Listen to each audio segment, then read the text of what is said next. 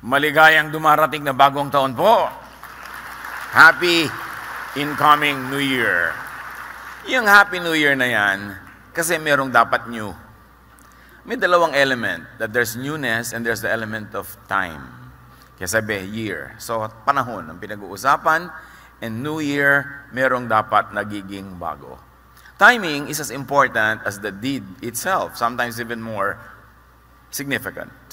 Galatians 4:4, but when the time set had fully come, God sent His Son. Even the sending of the Son had to be timed correctly, properly, perfectly. Para sumaya, ang dapat natin ma-observe, isa sa mga madalas ma-neglect, tamang panahon. Dapat tama ang timing. Hindi lang tama ang ginagawa, tama ang timing. Tama ang pag-iisip. At tayo'y sumasakay, hindi sumasalungat sa pagdaloy ng panahon. Panginoon, salamat. Salamat po dahil merong time na maaari naming maunawa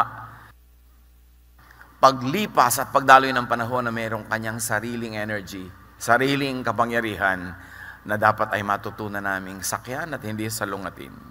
Be our speaker, our teacher.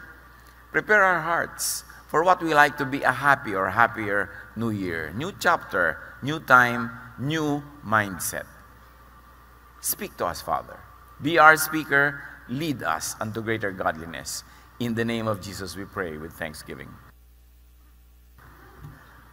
Magandang balik-balikan ang itinuro ng pinakamarunong na taong naglakad sa balat ng lupa tungkol sa oras at timing. Ecclesiastes 3:1-13. There is a right time for everything, and everything on earth will happen at the right time.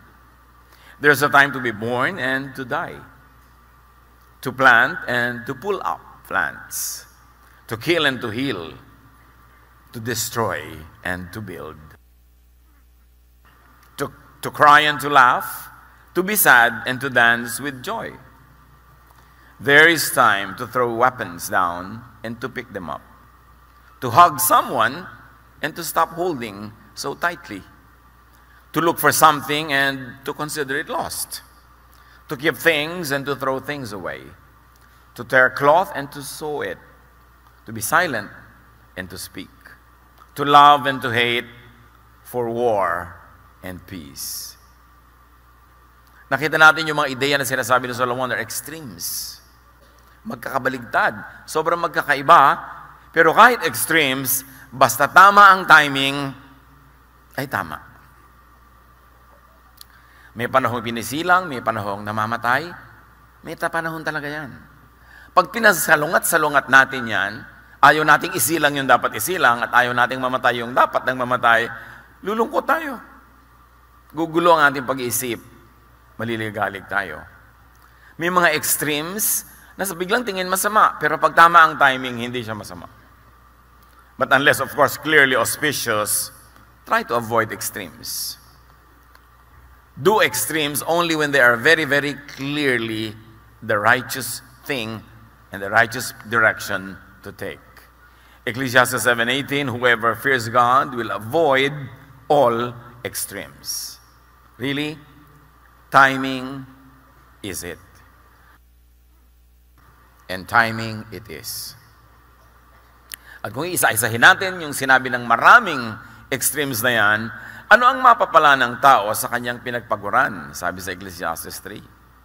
Alam ko na ang itinakda ng Diyos sa tao. Alam ko na ang itinakda ng Diyos sa tao, iniangkop niya ang lahat ng bagay sa tamang kapanahunan.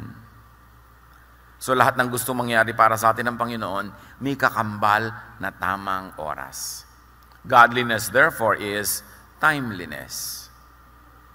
I remember a vivid lesson in high school grammar, yung on time at in time. Pag sinabing she came on time, kung anong pinag-usapan na dapat oras, yun ang dating niya.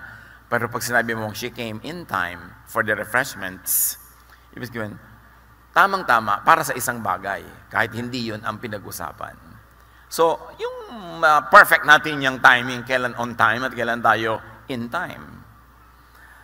Mag-isip, manuri, makiramdam, kung tama sa panahon. Meron kang gustong sabihin sa asawa mo, Tama ba sa panahon? Yes, tama ang gusto mo sabihin, pero tama ba sa panahon? Meron kang gustong simulang negosyo, meron kang gustong tapusin na isang project, meron kang gustong simulan na relasyon, tama ba sa panahon? Paano nalalaman kung tama sa panahon? Dahil Diyos pala ang nagbibigay ng tamang panahon. Therefore, dapat natin nalalaman kung tama. Pag tama ang timing, magaan. Natural, hindi pilit. Pagkapagod na pagod ka to engineer things, to manipulate, to make things happen, hindi yan timing ng Diyos. Pilit mo yan. At kadalasan, pag pinipilit natin, mapakla, mapait ang bunga. Dapat matuto tayong makiramdam because we are spiritual people at lahat ng bagay ay mayroong spiritual dimension. Lahat ng nangyayari sa physical reality ay mayroong kakambal sa spiritual world.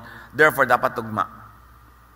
Magaan sa kalooban at likas na dumadaloy, hindi pinipilit. Sa pagpapatuloy ng Ecclesiastes 3, ang tao'y binigyan niya ng pagnanasang alamin ng bukas, ngunit hindi binigyan ng pagkaunawa sa ginagawa ng Diyos mula sa pasimula hanggang sa wakas. We have this God-given curiosity to know and to want to know what might be and what could be, pero hindi naman ipinaalam sa atin ng Diyos ang mga sagot. So ano lang ibig sabihin nun? Huwag magpagod na alamin ang marami. Huwag magpagod na alamin ang lahat. Sabi nga ni Solomon, with more knowledge comes more sorrow. May mga bagay na mas mabuti pang hindi mo alamin o kaya hindi mo alamin ngayon. At may mga bagay na dapat mo alamin ngayon kasi pag hindi mo inalam ngayon, it will be disadvantageous to you. So even learning, the application of knowledge, yung pagbubukas ng isip, may timing. Huwag magpagod sa hindi dapat isipin muna. Alam kong walang pinakamabuti sa pagpapatuloy ni Solomon. Walang pinakamabuti sa tao kundi magpakaligaya at gawin ang pinakamabuti habang siya'y nabubuhay. So meron naman palang pwede mong gawin anytime, any moment, every time, every moment, maghanap ka ng kaligayahan. Ibig sabihin, anuman ang sitwasyon, hanapan mo ng ikaliligaya. Kung hahanap ka ng kaligayahan, doon lang sa totoong at face value ay maligaya, konti lang yun. So hanapan mo, pigaan mo ng kaligayahan ang anumang pagkakataon. In other words, as we always say, how do you go about life? Maximize pleasure. Lahat ng pwede mong idagdag na kulay, sa kulay, lahat ng pwede mong idagdag na lasa, o bawasin para merong lasang tumingkad, how do you maximize pleasure? Paano mo dadagdagan ng musika ang ingay? Paano mo dadagdagan ng lambot ang iyong higaan? Paano mo dadagdagan ng saya ang isang okasyon? Yun ang pagsikapan. Sabi ni Solomon, kahit anong oras, magandang ginagawa yun. You always ask, how can I improve the situation? How can I make the situation happier? How can I maximize pleasure? Kaya nakikita nyo, ang unang-unang himala ng Panginoon, Jesus, tubig ginawa niyang alak. Parang may mag-iisip, could there have been a more profound way to enter into His miraculous ministry or ministry of miracles? Bakit ang unang-unang niyang himala, parang wala namang kakwenta-kwenta? Alak. But the Lord was maximizing the pleasure of that event. These hardworking people, na ang ligaya lang sa buhay at panandalian at pansamantalang saya ay kung may kasalan, may libreng masarap na pagkain, may libreng naiinom na magandang alak kasabay ng kanilang pagkain, naubos agad. At nakikita natin agad doon na sa Panginoon walang maliit na bagay. Sa mga religious people, merong maliit, merong malaki. Pero sa Kanya, kung malaki sa iyo ang bagay na yan, di mamalakihin ko kasi malaki sa iyo Importante sa iyo, di magiging importante rin sa akin. And that miracle tells us that the Lord would like us to maximize pleasure. Kasi kung nag-uwi na agad dahil wala ng alak, wala ng handa, di balik na naman sila sa kanilang napakahirap na buhay at pagsisikap na lang na walang katapusan hanggang magkaroon uli ng susunod na kasalan. So maximize pleasure. That is always good to do. Sa pamilya nyo, how can you maximize pleasure? When you have an event, when you have a gathering, and even at work, how can you maximize pleasure? Yung mga iba, yung Monday na naman, pasukan na naman, ayaw pumasok kasi parang impyerno ang trabaho. But how can you make the workplace more pleasant? How can you maximize your happiness while at work? Kasi kung nagtatrabaho ka ng 8 hours a day, ipagpalagay ng 8 hours a day, edi that's 1/3 of your life every day. So dapat kahit sa pagtatrabaho, may kaligayahan ka. Hindi lang pag, 5 o'clock na, uwi na, pagsisimula akong lumigaya. Kasi merong nasayang na panahon. So you maximize pleasure and you minimize pain. Nag-aaway kayo mag-asawa, how will you minimize the pain? Pwede. Merong may sakit na kamag-anak o mahal sa buhay, how will you minimize pain? Merong kabiguan, merong hindi pumasa sa board, merong paulit-ulit na nabibigo. How will you minimize pain? Because pain is always around. And the wise people of God will master the art of minimizing the pain. So we maximize the pleasure, we minimize the pain, and all the time, we do the most good. Pag meron tayong 3 matatandaan na dapat gawin sa buhay, I suggest yung 3 yan. Yan lang ang sinasabi ng scriptures. From cover to cover. Lalong-lalo na specialize ni Jesus. That you maximize pleasure, minimize pain, do the most good every week, every day, every hour. Because every day, every week, every hour that passes is wasted if you are not able to maximize life. So how do you say, Happy New Year? Greet tayo ng ganyan, Happy New Year. It's as good as asking, how can I maximize your pleasure? How can I help minimize your pain? Pwede ba kitang ipagamot kung wala kang panggamot? Pwede ba kitang regaluhan ng isang napakagandang higaan na bagay sa iyo na hindi ka na makabangon? Pwede bang batang-bata ka pa, regaluhan na kita ng hospital bed? Ay, wag naman po, dahil wala akong sakit. Kailangan bang may sakit ka para humiga ka na tumataas yung ulo mo, tumataas yung paa mo? Can you not have that pleasure early on? How can you maximize pleasure? How do you do the most good? O may binigyan ka, tinutulungan mo lagi, kamag-anak mo, pero may kasabay na bunganga. So, na-maximize yung pain, na-minimize yung pleasure, and you minimize doing good by depreciating the value of what you did by saying all kinds of hurting words. Pero baligtad tayo kuminsan eh. We are very good at minimizing pleasure. Yung mga sadista, merong isang pamilya, yung tatay nila, napakasadista, kaya nagpipilit mag-picnic yung mga bata. So isinakay, piknikan, pagdaan nila doon sa magandang view, o tingnan nyo na, tas uwi na sa bahay, kinain yung food. Maximize pain, minimize pleasure, and do the least good. Sayang. And that is real. That's a totoong eksena yan sa buhay. And that is many variants in our daily lives. How do we maximize pain? May sakit na yung kamag-anak mo, uusigin mo pa, ayan, marami ka kasing kasalanan. What are you doing? You are maximizing the pain. Binigyan mo nga ng prutas, pero sinermonan mo nga takot-takot. You are minimizing the pleasure. Kailangan magising tayo sa mga kasinungalingan na ito ng buhay na actually reality ng marami kasi hindi lang nag-iisip. Dadalaw ka sa isang tao, ang laki-laki ng effort mo magpunta doon, ang ending nag-away kayo, di ba sayang yung time? Nag-invest ka ng time, tapos ang ending nag-away pala kayo.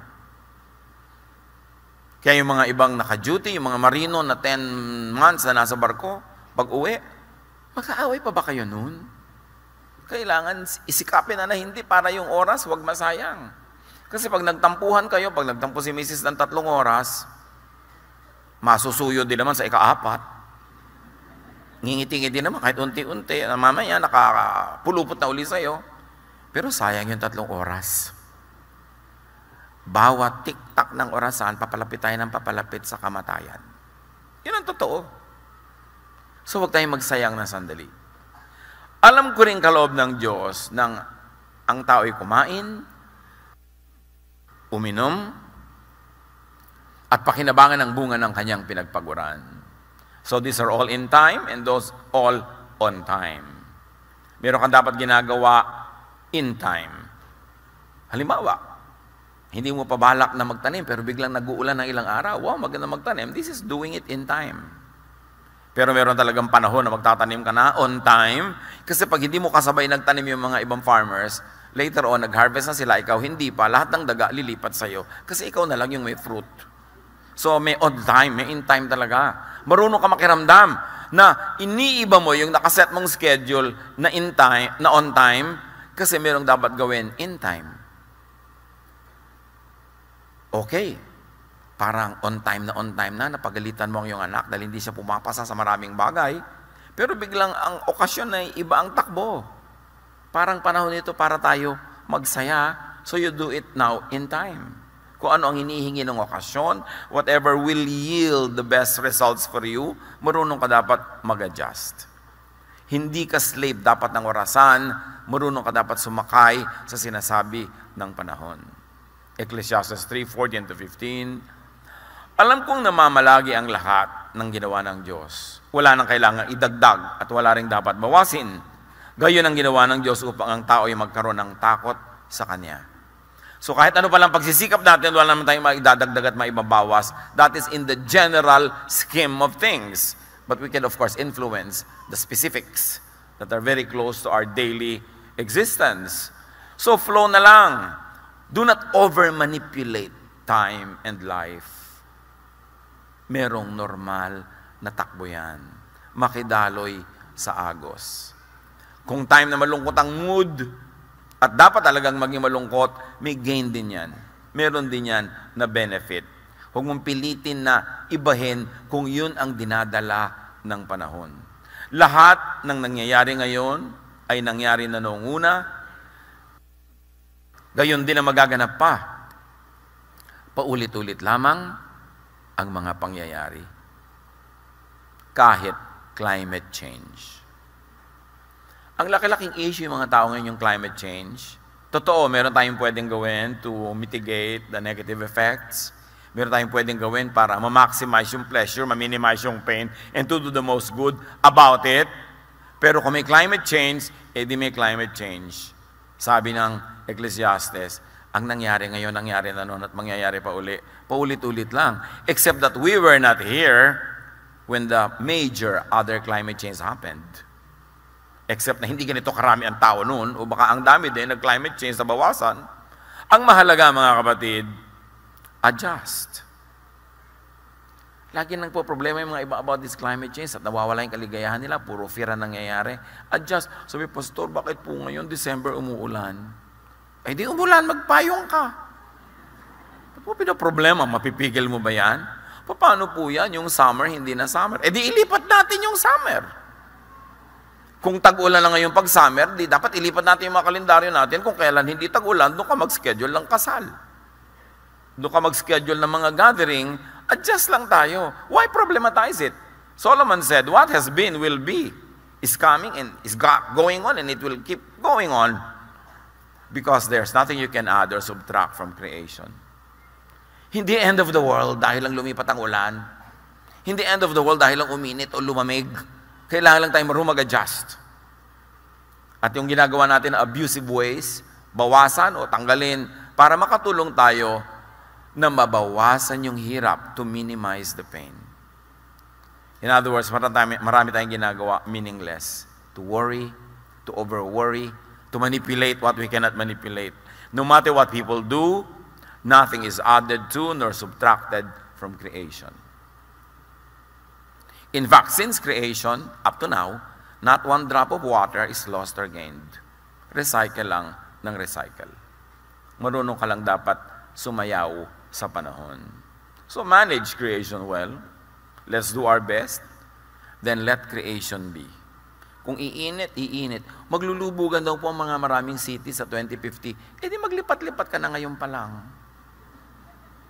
Eh kung mangyayari, ano, pipigilin mo ang dagat. Kaya mo bang pigilin ng pagtaas ng dagat?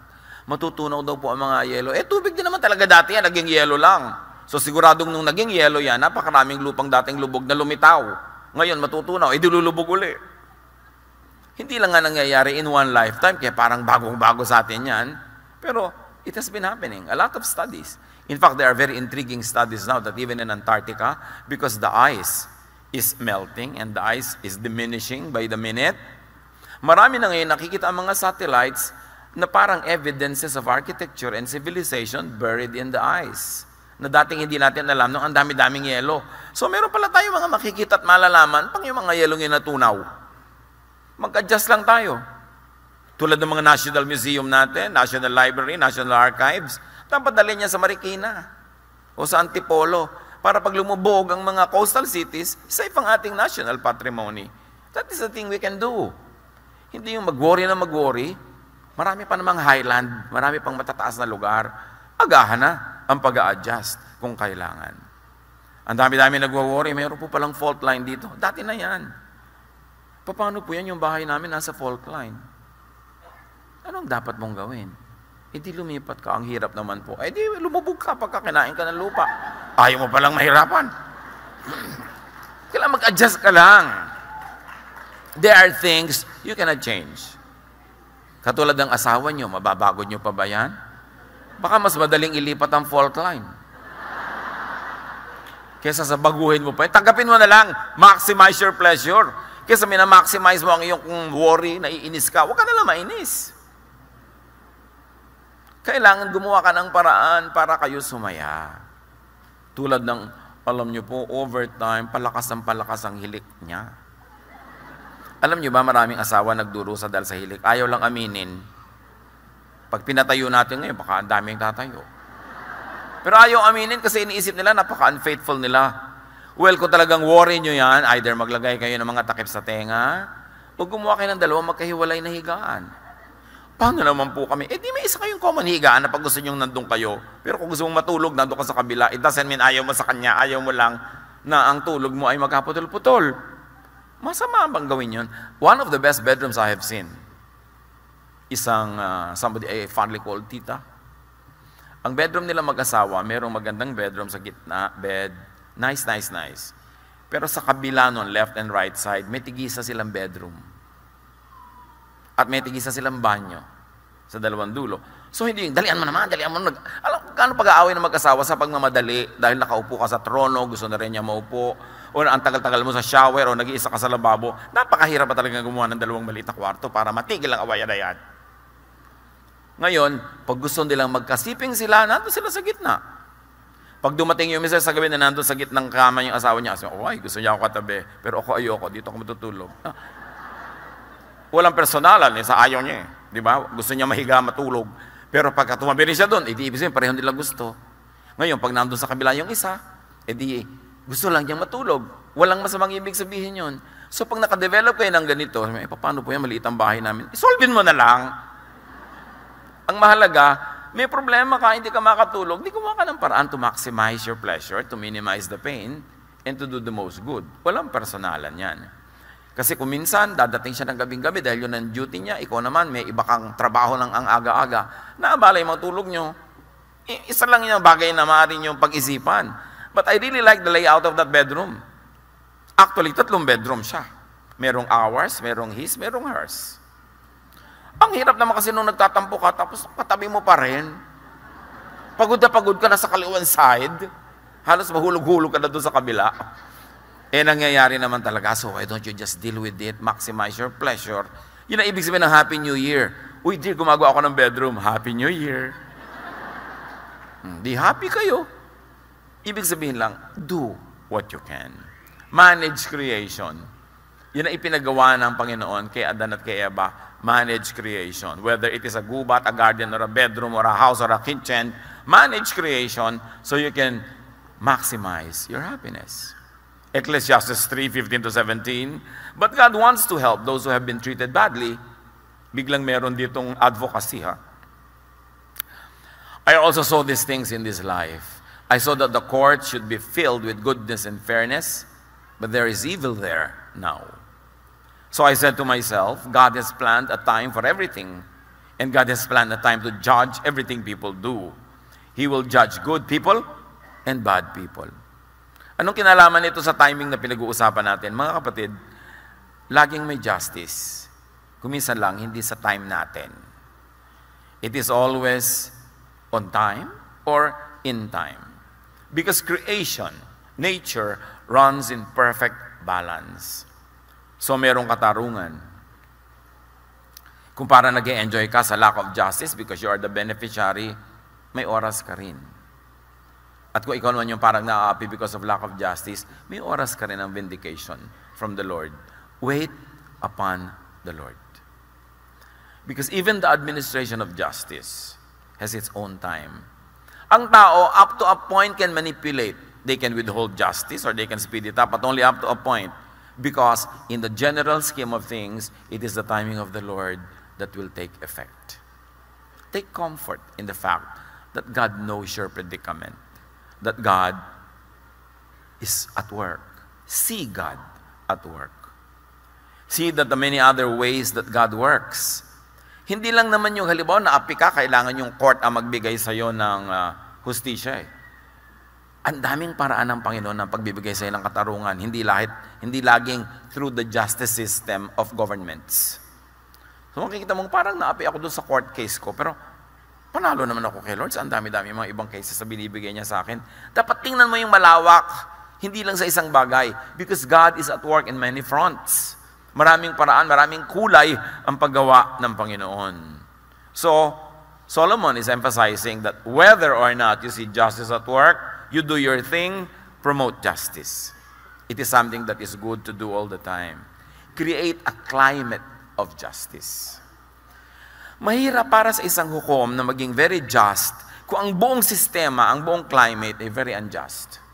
So dapat tayo tumutulong, gumagawa, lumilikha, nagko-contribute to create a climate of justice, a just society, a just civilization. At pag hindi natin ginawa yung dapat natin gawin dyan, hindi tayo nag-contribute, lahat din tayo aanin ang bunga na yan. Tulad ng nangyayari sa atin ngayon. A lot of injustices are happening, but you don't have one particular person to blame. Yun lamang hinahayaan mo na merong injustice, kahit hindi ikaw ang gumawa ng wrong, participant ka sa pag-create ng climate of injustice. Yung nakapila ka kuminsan na ganyan, meron pang uuna sa'yo, ang ganda-ganda ng damit, ang laki-laki ng hikaw, tapos walang urbanidad ng uuna. Papayagan mo ba o i-correct mo? What kind of climate will you create? Kasi may mga batang nanonood, may mga kasamang iba. So anong gagawin mo doon? Kailan ka dapat manindigan? Lahat tayo may pananagutan kung bakit ganito ang nangyayari sa ating paligid. Again, how do you minimize pain? How do you maximize pleasure and do the most good? Because there's a lot of happinesses in our lives that have to come from the whole surroundings. Hindi lang ikaw ang gagawa nun, bunga dapat yun ng ating pakikipagtalastasan, ng ating pakikipagtulungan sa isa't isa. So, gusto mong tumigil ang mga baha sa inyong neighborhood, dapat lahat tumigil magkalat doon sa mga kanal at maghulog ng mga basura doon. Dapat lahat maging disiplinado. Kasi kung ikaw lang yung disiplinado, magbabaha pa rin doon. Meron tayong corporate responsibility, communal responsibility. At sa pamilya, how do you create a climate of happiness? Sa pamilya pa lang, how do you create a climate of justice? Do you reward the good and punish the bad? How can we be happy pagka hindi ganun ang ating paraan? So, liban na lang magbago tayo ng pananaw, liban na lang improve natin ang ating paraan ng pag-iisip, empty phrase lang yung Happy New Year. Empty greeting. Because for us to be happy, there should be something new. New time, which means a new opportunity, but also means a new kind of mentality.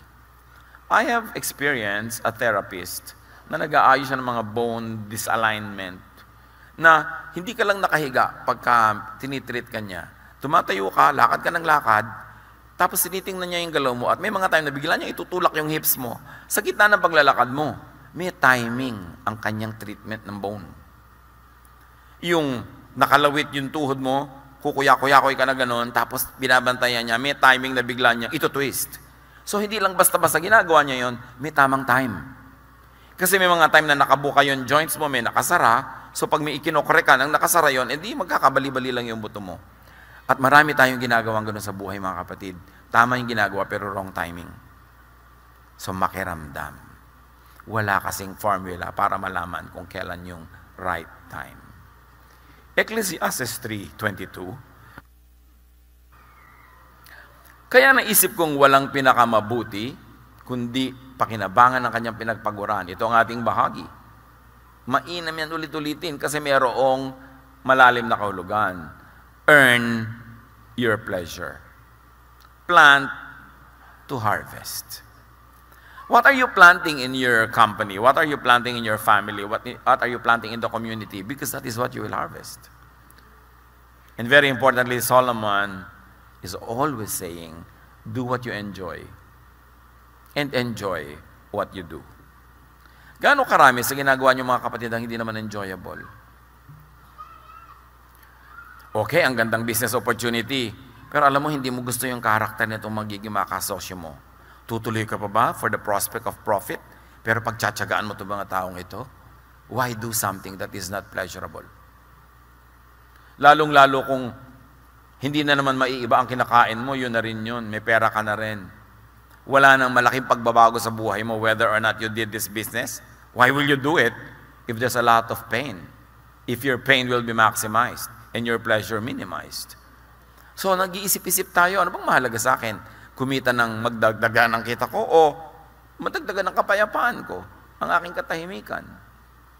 One of the luxuries in life when you have already made enough money is that you have the choice who to work with. At kung ayaw mo, hindi ka sasaya, di wag. Bakit mo kailangan gawin? And I have counseled many business people on this area na ay, ang laki ng opportunity. Somebody calls me. Ang laki ng opportunity. Talagang malaki. Kaya lang yung kapartner, questionable. Yung parang magkakaroon ako ng discomfort. So, well, kahit naman gawin yung business mo yan or not, ang kakainin mo pa rin 3 times a day, ganito karami. Ang kailangan mo pa rin, 1 car at a time. Hindi mo rin naman dadagdagan ang kakainin mong steak. So, why do this business? Wag na lang, kasi merong displeasure. Kung minsan, iyayakap mo yung kahit ayaw mo kasi necessity. Because it will lift you out of poverty. But when you are no longer poor, why bother? Dapat ang inuuna mo na yung ano yung mas masaya sa buhay, ano yung mas tahimik. Ganyan din yung mga pamilya. O mas malaking opportunity natin sa ganitong gagawin. Kaya lang, less time together tayo. Kaya lang, magkakalayo-layo tayo. Eh bakit pa? Maglayo-layo na lang tayo kung talagang kailangan lang natin dahil wala tayong makain. Pero may kinakain na tayo, meron tayong basic ginawa, eh magsama-sama tayo dahil who knows kung sino ang biglang mamamatay bukas. Hindi natin alam yun. So, pinipili natin kung ano yung magiging maximum pleasure, minimum pain sa buhay. Hindi yung maximum kita, minimum kita, yung pleasure, yung pain, your happiness, and the doing good. Yun ang mahalaga na i-factor sa pagde-decide. At sino ang makapagsasabi sa kanya kung ano ang mangyayari pagkamatay niya? Sabi ni Solomon. Isa pa kasi yan na nagpapinoproblema ng tao. Nasa na po kaya ang tatay ko ngayon? Puntahan mo na nang malaman mo. Kasi ibang gusto nila nung napakasimpleng sagot para lang lumigaya sila. Pero sinabi nga, sino makapagsasabi kung ano ang mangyayari pagkamatay ng tao? Si Solomon na nagsabi noon. Meron tayong general idea na itinuro sa atin ng catechism, ng religion, ng Bible study. Pero do not overthink. Do not over-theologize about eternity or post-earthly life because the Bible doesn't tell us details. Be careful with religious teachings na sobrang detalyado ang future events. They are usually based on some vague verses at bumuo sila ang kanilang guni-guni ng fully scripted eternal life. You don't need to buy that. We don't know what holds the future, what the future holds, but we know who holds the future. And we know that the future is in God's hands. Hindi natin kailangang malaman bawat detalye kung ano mangyayari. Ano po kaya pastor ang kulay ng pakpak ko? Uy, tanong mo muna, magkakapakpak ka ba? Kailangan mo talagang lumipad sa eternity. Ano po kaya? Paano yung mga kaaway ko noon? Katulad ng tanong kay Jesus, paano yung 7 ang naging asawa sa lupa? Sinong asawa sa langit? Sabi ni Jesus, para mga anghel na sa kabila, wala nang ganyan-ganyanan. Jesus was saying, look, God will take care of this. You don't have to worry about these things. Pero yung iba talaga, lagi natatakot mamatay, natatakot na ganito. paano po yung stepmother ko? Kasama ko rin sa langit. Yung nakaaway ko, kasama ko rin ba yan? Isa yan na nagtatanggal ng happiness natin eh. Nababawasan yung excitement to be with the Lord in an eternal spiritual context. Because we over-worry. Tapos parang gusto mo talaga may mga magpunta sa impyerno. Ibig niyo po sabihin, yung mga kapitbahay ko, hindi rin sila pupunta sa impyerno dahil na born again din. So gusto mo ikaw lang. Yung mga bagay na hindi dapat pinag-iisipan. Kasi kahit anong pag-iisip ang gawin mo, sayang lang, hindi mo rin masosolve. Ecclesiastes 4:4, nakita ko rin ang tao ay nagpapagod upang mahigitan ang kanyang kapwa. Ngunit ito man ay walang kabuluhan, tulad lang ng paghahabol sa hangin. How much do you do? Do you do because you're only trying to compete with someone? May nagsabi, bakit po may mga pamilyang ang yayaman na nila? Pagkayaman-yaman na, wala pang tigil ng pagpapayaman. Sabi ko, alam mo, may mga pamilya na may mga sibling rivalry. So yung magkakapatid na yan, kahit bilyones, trilyones ang pera, may personal silang paligsahan, kaya ayaw nilang tumigil. Hindi lang dahil gustong-gusto nilang kumita, kasi may mga kalaban sila. Meron silang audience, meron silang pinaghihigantihan na dating umapi sa kanila, ng small sa kanila noong araw. So gusto lang ngayon madaig. Pero sabi ni Solomon, sayang ang pagod kung ginagawa mo lang yan para daigin ang kapwa. Useless. What is useless and waste of time? Competitive hard work. Competitive acquisition. Just to outdo your neighbor. Yung pagod na pagod ka ng paliitin ng bewang mo dahil lang mas maliit ang bewang ng kapitbahay mo. Diba? May ganun eh. Gustong-gusto mo na yung anak mo, napakataas ng grade, hindi para siya matuto, kundi para madaig niya yung kapitbahay nyo, para mas proud ka dun sa nanay niya kaysa madaig mo sila. Gaano karami sa ginagawa natin ng mga kapatid dahil lang may kakompetensya tayo? And most of the time, our competitor doesn't even know we exist. Sa kanya lang tayo fixated, hindi naman siya fixated sa atin. Sayang ang panahon. Merong positive na pagsisikap. Iba naman yung hard work to create or to recreate. You want to outdo your previous performance. You want to do it better, then that is good. Pero kung ginagawa mo lang para kami madaig na iba, it is useless because there will always be a greater and a lesser person than you, no matter what you do. Colossians 3:23, whatever you do, work at it with all your heart as working for the Lord, not for human masters. That is when you are not being competitive with other people. But you only really want to excel, you want to do what is good. Iba yung having much in order to give away. Meron naman payaman ng payaman para marami siya ipamigay. Merong, bakit pagod ka pa ng pagod? Meron ka na, mga kapatid ko kasi, mahihirap eh, kailangan tulungan ko. Well, that is a good thing to do. Hindi to compete, but to be able to be a good and a better giver. Ephesians 4:28, ang magnanakaw ay huwag nang magnakaw. Sa halip, maghanap siya ng marangal na ikabubuhay para makatulong sa mga nangangailangan. Yun, worthwhile yun. To do more, to achieve more, to get more, so you could be more helpful. So alin dun ang mga motivation natin? Kung minsan magtataka ka, pupunta ka sa mga probinsya, ang lalayong mga bukid, biglang ang lalaki ng bahay.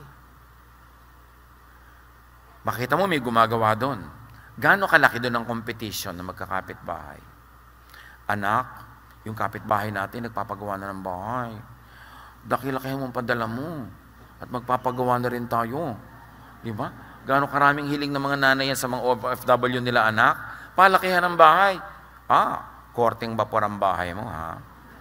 Nakakita na kayo ng mga ganun mo, korteng vapor. Yung iba, korteng aeroplano naman nagagawin nila mga bahay. Yung isa naman, bungalow, ang laki ng hagdan kahit walang pupuntahan. Competition. And usually sa probinsya mo, makikita to. Kailangan nyo ba talaga ng ganong kalaking bahay? Meron pa ako nakausap, at nalaki ng bahay nyo. Alam nyo po, kasi dati minamaliit kami nung neighbor namin eh. Asa naghihiganti lang kayo? Sa pagkalaki-laking bahay nyo, nagkautang-utang kayo, naghihiganti lang pala kayo. Habang naghihiganti ka sa isang tao, ibig sabihin, alipin ka pa niya, kasi yung ginagawa mo, may kinalaman sa kanya. Hindi mo ginagawa para sa'yo dahil sa'yo, kundi dahil sa kanya. So, hindi ka pa malaya. The best revenge is not to take revenge. Dahil habang nagre-revenge ka pa, siya pa ang reference point mo. Alipin ka pa niya. Naaapi ka pa niya, napapahirapan ka pa niya nang hindi niya alam. So set yourself free. A free mindset to do the most good because that is what you want to do. And not to maximize your pain para ka makaganti. Nakakaganti ka nga, but you're maximizing your pain? What's that? Kailangan you minimize pain. Ecclesiastes 4:5-6. Sinasabi nilang mangmang lamang ang naghahalokip-kip ng kamay at nagpapakamatay sa gutom. Ngunit mas mabuti pa ang isang dakot na may katahimikan kaysa dalawang dakot ng pagpapagod at paghahabol sa hangin. A handful where there is peace is better than 2 handfuls where there's a lot of sorrow and a lot of troubles and a lot of stress. Dapat alam natin when to stop. Mas mahalaga yung tahimik. Sabi nga, better a meal of vegetables than a meal of meat with a lot of strife. Mas simple, pero tahimik, yun ang mabuti. But I say it is better to be satisfied with the few things you have than to always be struggling to get more. Yang more na yan, hindi natin titigil.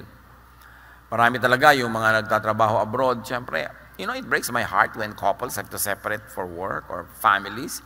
But sometimes they have to survive. Pero sabi nga nung isang kausap ko noon sa Middle East na Amerikano, nakikita niya kasi ibang Pilipino doon, 30 years na, 40 years. Sila na yung humawan talaga ng buong bundok doon. Sila na yung nagtanim ng lahat, nandun pa rin sila.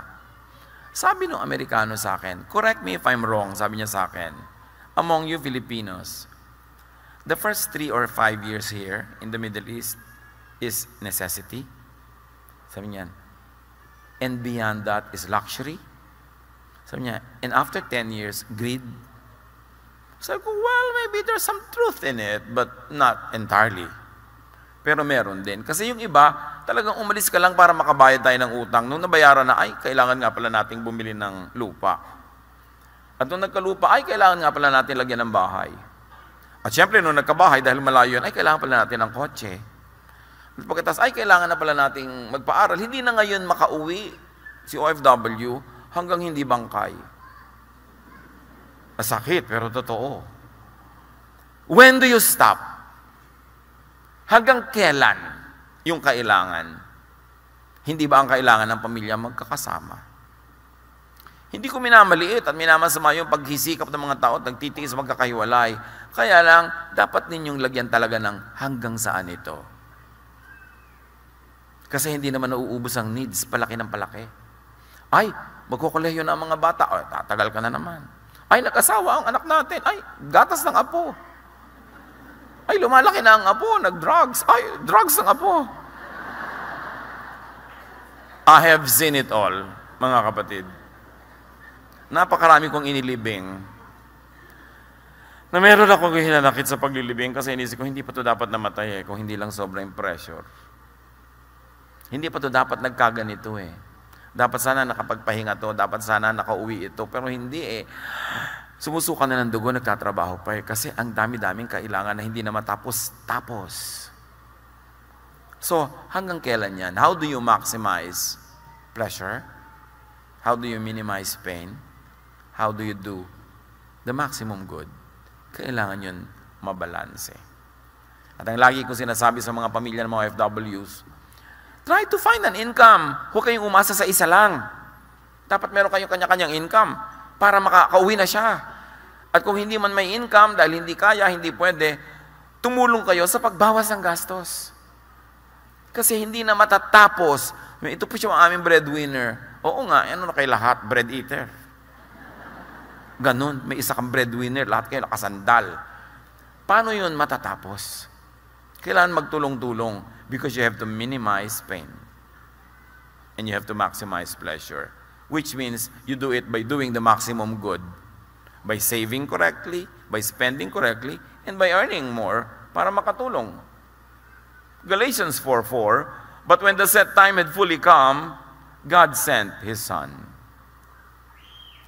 So kahit ang dating ng anak may takdang panahon, May takdang panahon ng pag-alis, may takdang panahon ng pag-uwi. May takdang panahon ng paggastos, may takdang panahon ng pagtitipid.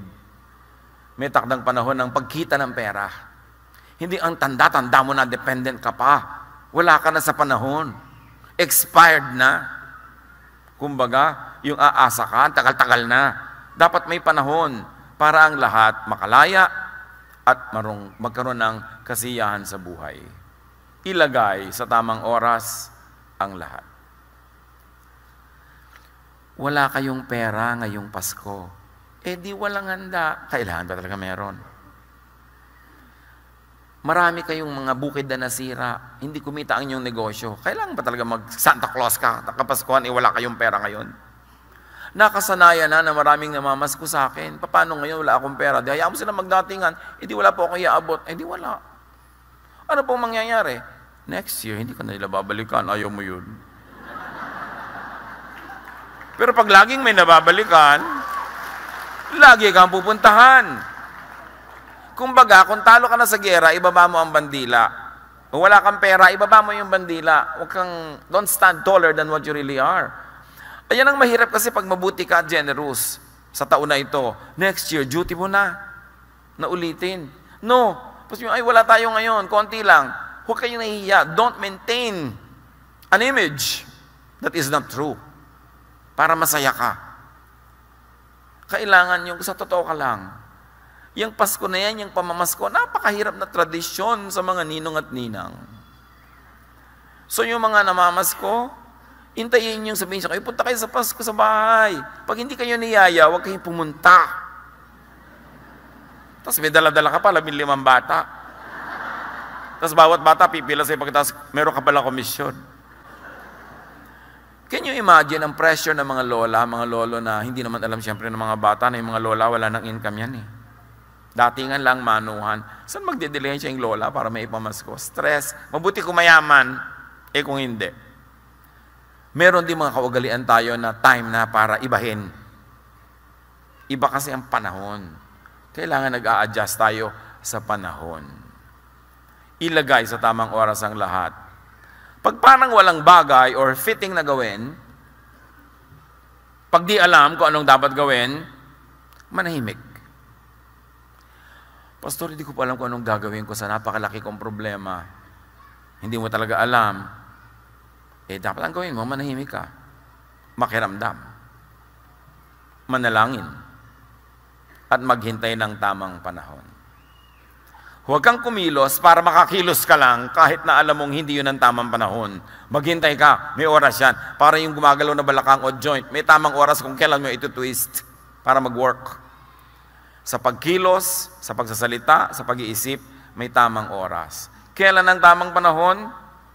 Kailangan, pakiramdaman mo yan. It's a spiritual activity to find the right time. Walang manual. Dapat, yung pangyayari, parang nagtutulong-tulong ang buong universe para dalhin sa iyo yung gustong dalhin sa iyo, alam mo, tamang panahon yun. Kusa, bumubukal, hindi pilit.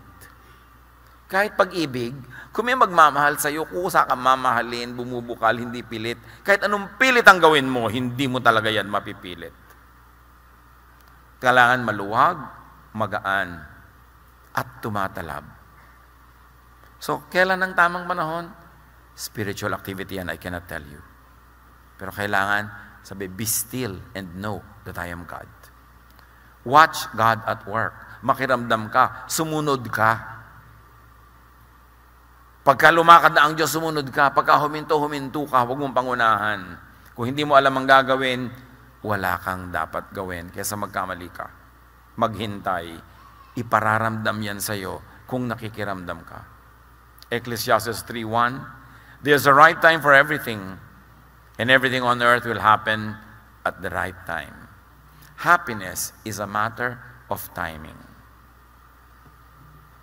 You do the right thing at the right time, that will be happiness. Kailangan sensitive tayo sa sinasabi ng panahon. Panginoon, turuan niyo po kami na maging mapagpakiramdam. Maging sensitive. Turuan nyo kaming dami-damihan, haba-habaan ng aming quiet time quiet moment with you para madinig namin ang inyong tinig, ang inyong udyok, ang inyong direksyon. Turuan niyo rin po kaming suriin ang aming ginagawa sa maiksing buhay na pahiram mo sa amin. That we should be maximizing pleasure. But is that what we're doing? We should minimize pain. Pain namin at pain ng iba. And we should do the maximum good. Para sumulit ang pahiram na oras nyo sa amin. Na may takda na babawiin nyo rin. Nawa, Panginoon, maging sensitive kami para walang masayang na panahon. Maipagdiwang, maipagbunyi namin ang bawat sandali na buong kabaitan nyong ipinahihiram sa amin. Magbulay-bulay tayo sa mandali.